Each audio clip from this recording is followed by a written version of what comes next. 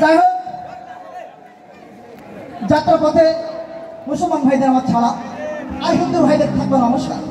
দাদা ভাই, আমাকে হাতে ভাববেন না। বাথরুম সিঙ্গার অডিশনে আমি ফার্স্ট হয়েছিলাম, কিন্তু নারী জাতির এই ঝামেলা বড় বড় খারাপ জিনিস। বউ আমাকে তেমন দেয় নাই।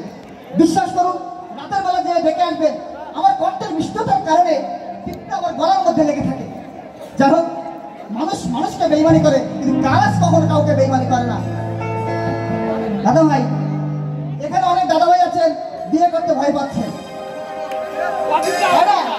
বিয়ে করতে ভয় পাচ্ছেন না, সেই সকল দাদা ভাইদের জন্য